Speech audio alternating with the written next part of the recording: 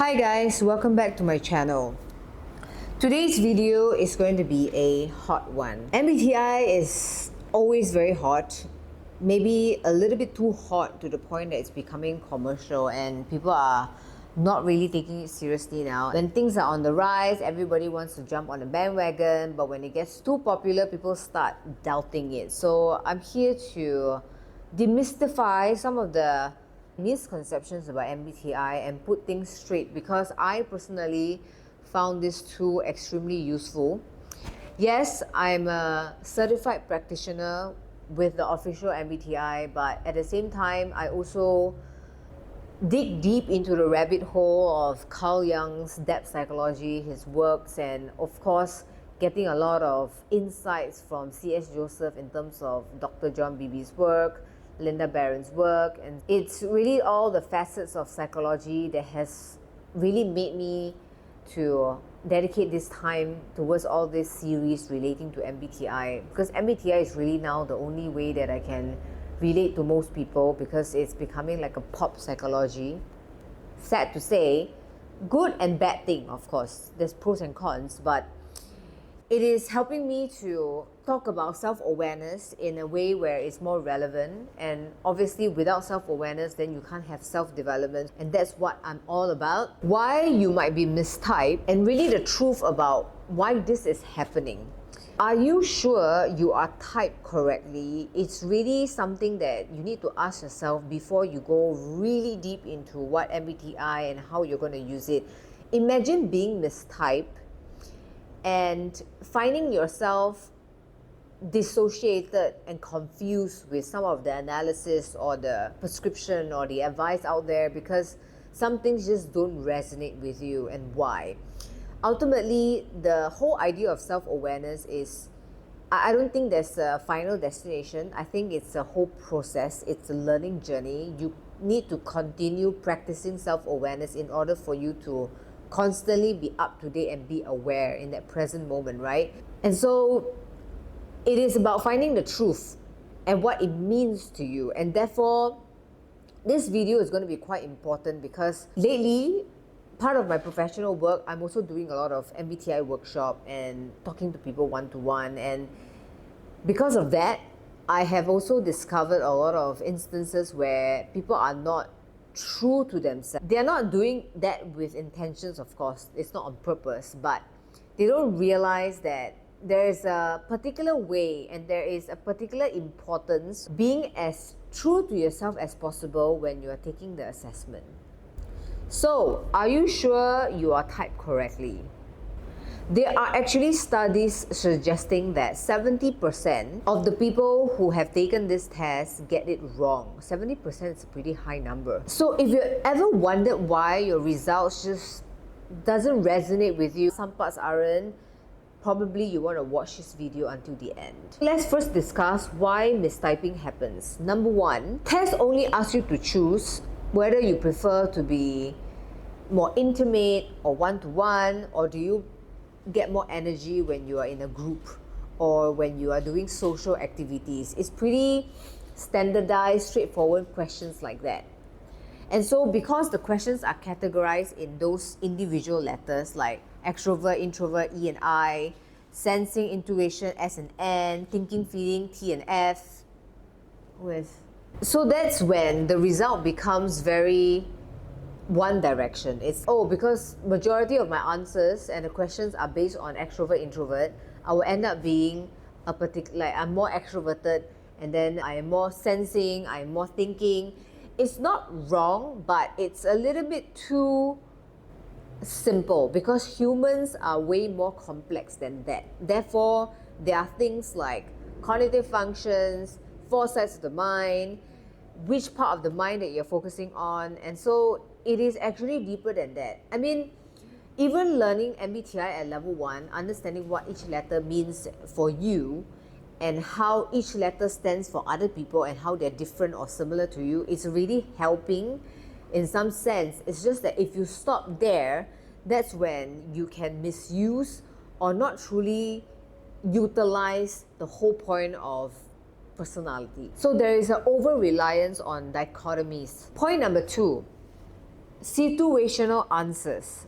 If you've taken the official one, they have a specific set of instructions telling you that you should be taking it at a time when you feel the most relaxed, and that you should not spend more than 60 minutes. You should do it all at one shot. You shouldn't be thinking too much about it. There's specific set of instruction to prime yourself before you take the assessment. Some people, they take the assessment at a very stressed state or in a rush state, or they think too much to the point that they confuse themselves, and then it became like a very skewed answer. Not to say that they are doing it intentionally, but it's just a human nature thing, but we have to be very careful of when we are doing such thing if you want to get the accuracy of it. And especially people who confuse it with their work life, because they are expected to be in a certain way. Sometimes your job is not a choice. Your job actually requires you to be professional in a specific way, and therefore when you're answering the questions, there are certain things that you are being forced to answer to meet up to that professional expectation. But if you're given a choice and you don't have to stress yourself out too much or flex your ability too much, which one do you prefer is truly that question. So for example, right, someone that is between thinking and feeling, they would confuse that, because they are more of a feeling type, but because their job requires them to be more logical, thinking, objective, cause and effect, pros and cons. And so in a certain situation, if you ask them if they can do things based on their values in a more relational way, instead of focusing on efficiency, be able to check in with everyone's feeling before making that decision, it's like a pressure that's being put on them, right? Which one would they go for first without flexing themselves too much? Typically, that is what the answer should be. Point number 3, cultural and social bias. So there are also a lot of people who answer the assessment based on what is culturally admired or accepted in that particular culture that they're in. So let's say the culture prefers someone to be very organized, more sensing, or even in a workplace, the job function or the department is very typical. For example, a finance department to be more sensing and more judging, which is having things planned ahead of time, having a structured way of doing things. They would typically then be influenced, see how it relates to point number 2, by work and then the cultural expectation, and therefore they will end up mistyping themselves because it's an expectation that is placed on them. It's a bias. Based on these 3 points that I've shared, when you're taking the assessment, are one of these points affecting it? And if so, how can you retake the assessment by having an awareness of not having this cultural bias or the social bias, not being under pressure when you're taking the assessment, and it's not because your job requires you to be in that sense. Really assess it through a lens of, now it becomes a bit contradictory because I'm telling you not to take too much time thinking about it, but you need to be so sure, like in this situation, this question, in my personal life, how I'm at, and in my professional life, how I'm like. And so you try to do a comparison for that and go with your answer, right? Instead of just focusing at one dimension, that's when the answer will be a bit skewed. Ideally, it should be the state that you are in the most natural and the one that you use less energy. So here's the truth about MBTI. MBTI isn't just about the surface traits like the letters. It's really looking at cognitive functions. Level 2. Level 3, we will talk about 4 sides of the mind and so on. Maybe even level 4. But just pay attention to cognitive function, and that is when you're going to do justice to what MBTI can really do for you when it comes to awareness and development. So what are cognitive function? Okay, level 1 MBTI is, there is extroversion, introversion, sensing, intuition, thinking, feeling, judging, perceiving. That's level 1. Level 2 cognitive function is essentially, the best analogy that I would like to put is that, let's say you're trying to build a chair, right? You have different tools that you can use to build the chair. And it is entirely up to you which tool you want to use first. Another way that I like to put it is, okay, so the tech geeks, maybe you will resonate more with this, the more modern people, of course. You have different apps on your phone, right? And your apps does different things. Now, if you go to the app store and you look for, let's say, pick one example, a budgeting app, right? There are a ton of budgeting app and it has different interface, different functionality, but it gets the job done. So you see it as 16 personality types, each of the MBTI have a specific set of tools or apps that they use on a day-to-day. Some of them are superb at it. That's why they call it their hero function. They're so good at using it, they don't even use energy to use it, and they've used it their entire life probably, so they're like an expert. But they can also get very cocky about it, so that's one thing about psychology that's fun. There are also those that they are very insecure about using the tool, but it's there, they know that they need to use it, so they rarely showcase themselves using that tool. And when people poke at them to use that particular tool that they're insecure about, that's when different parts of the personality comes out. And so cognitive function is truly what you need to deep dive into once you've understood the level 1 of what each letter means. So there are 8 cognitive functions. Let's start with sensing, right? You have 2 types of sensing, 2 types of intuition. One is introverted sensing, and then the second one is extroverted sensing. And then you have introverted intuition and extroverted intuition. So it's not just, there are 2 kinds. One is more based on reality, facts, concrete matter, and the other one is based on big picture, and that's it. There are 2 kinds in each of it. Go check out my other videos. I talk in depth about the cognitive function, and I will link something below so that you have a more comprehensive view of it. Essentially, I will do more videos to cover each of it in a more in-depth manner. Please hang on to while I stick to the point of this video, right? So just know that it's not just, these are the cognitive function, and then you have 2 kinds of thinking. You have introverted thinking, you have extroverted thinking, and 2 kinds of feeling. Introverted feeling, extroverted feeling, and they both mean very different things. It's not just, because you are feeling type, you care more about harmony, you are thinking type, you care about logic. There are different kinds of thinking and there are different kinds of feeling.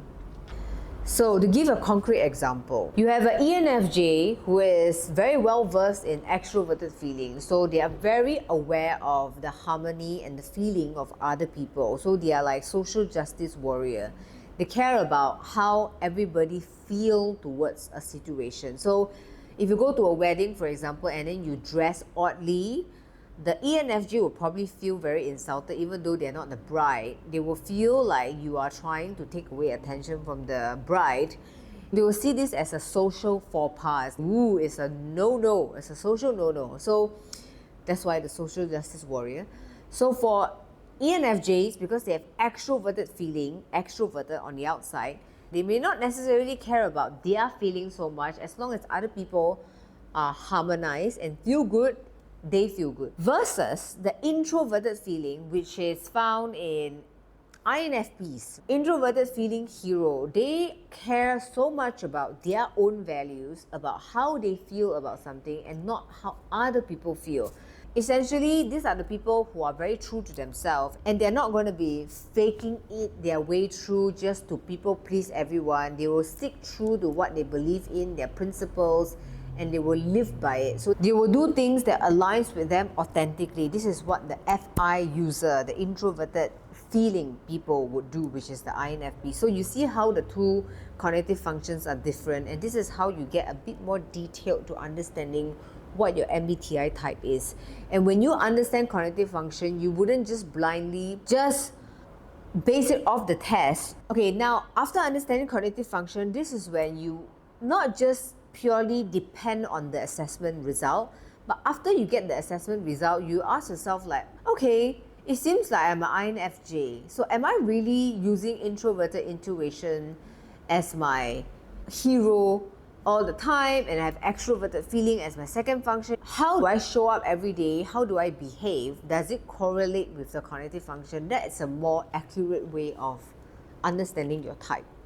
So another thing is, of course, When you do the official MBTI assessment, the Step 2 report, that is truly a treasure because it explains to you between E and I, there are 5 facets as a whole. I did an in-depth video covering this report. I will link it in the description box below as well if you want to check that out. If you want to get an informed decision before purchasing it, I think it's super worth it. Spoiler alert. But I would say that if cognitive function is 2 for you, this official global Step 2 assessment report would actually cover not just the letter itself, but the facets of each letter, and then you will understand that, okay, although I'm mostly a judging person, right, but there are certain facets that I'm leaning more towards the P side, which also gives you the uniqueness of your MBTI. It doesn't mean that you use it to stereotype and say that all people behave exactly the same. So that also gives you clarity in terms of whether or not that is truly your MBTI type. So, what are my recommendations in terms of finding out what is your true type? So I'm going to share a bit of my experience. I think I probably started MBTI in 2021 or 2022. This was a while back. But even before that, I was really into psychology, personality. I just did not know this thing that's called MBTI. And then it became very interesting, right? Way more interesting than zodiac. We're going to stick to personality. And so through my own discovery, I was a particular type, right? And I resonated so much with it when I read the report, the analysis. But then there's always something that didn't feel right to me. I was still going through a lot of, not uncertainty, but more of like stress, because there are certain things that I couldn't express. When I was reading the report, there are some parts of the report that I was a little bit like, this doesn't sit right. Majority of the time, I went along with it and I didn't have much issues. It was more advantageous rather than disadvantageous, of course. Was more aware. I was more careful with the way I present myself, because you already read a full report of what your type is, and then you know your weakness, and then you're like, okay, now that I know my weakness is that, and I felt it, and now it's being scripted out black and white, then I should do something to mitigate and to reduce it. Over the years, I went on to take my MBTI practitioner course, the certification program. It was gruesome 4 days, but it was well worth it. It was true that I noticed that I have a specific facet that was in the mid zone.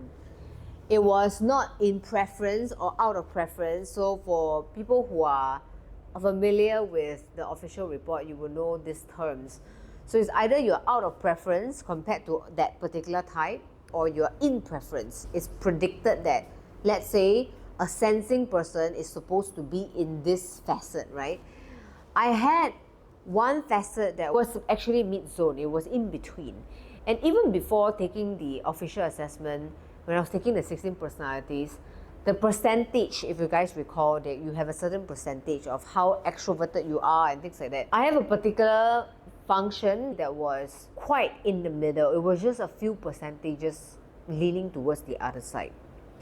And that actually translated to my real life in terms of where I got confused, a bit more pressure, and when I was trying to express this side of me, it was a little bit more difficult because it was not here or not there. I think that is when one of the participants in the class was practicing their coaching, because as the practitioner, you have to go through certain role plays. How do you debrief someone after they get their report?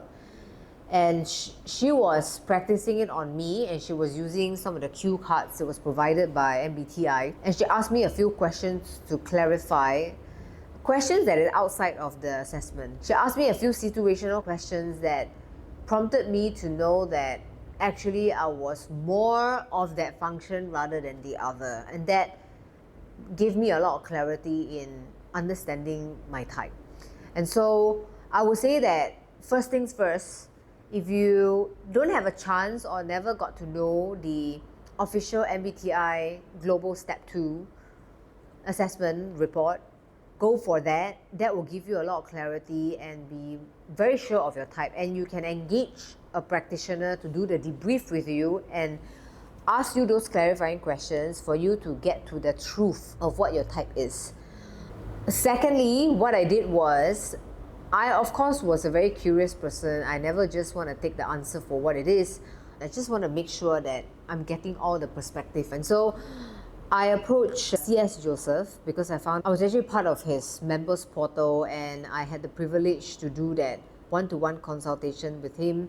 And part of that consultation is where he would type me based on my cognitive functions. And so because he is someone that is very well versed in cognitive function, Dr. John Beebe's work, Foresight of the Mind, and yeah, he instantly typed me as what my report was telling me. He doesn't even have any background information of me. He just based it off his few interaction with me. He asked me a few questions, and he was analyzing through the kind of messages that I was exchanging with him prior to the consultation. And he was able to type me very accurately in just less than 5 minutes, which was pretty impressive, I must say. And so that is one way you can get an expert to type you just to further validate. Some of them are really confused because they've taken the assessment and it just comes out to be different result every time, and it's pretty annoying. So I asked a colleague to do that, and she was able to get the validation that she needed, and she became quite clear about her type. Because sometimes what you think about yourself is not what exactly others think of you. And people with lower self-awareness, it is more dangerous for them to take this assessment because they may not be very true to themselves. So you might think that you are a very logical person, but to another person, you actually behave in a more feeling way. So it's good to get different perspectives in order to get it as accurate as possible. Mistyping happens because we oversimplify. We answer things situationally and not based on truly our natural relaxed state. And because we also confuse the letters with the deeper parts of cognitive functions, we don't really pay attention to that. Therefore, it becomes inaccurate. If you want to unlock your mind, you really need to look deeper into how your mind processes information and what actions you take. So I hope that the 3 recommendations I've provided will be somewhat feasible for most of you. If not, let me know in the comments below, or you can reach out to me on Instagram, on TikTok. I do a lot of bite-sized videos. People talk about the MBTI there all the time, and I would do my very best to answer most of it. Let me know what you think. Have you gone through the phases of being mistyped, and what did you do to get through that? Let us know in the comments below. I think people would really benefit from it. Thank you guys for watching, and stay tuned for part 2 because I actually want to go up to level 3 and talk about foresights of the mind and how that can actually also skew your actual MBTI type result. Thank you guys for watching, and I'll see you in the next video. Bye!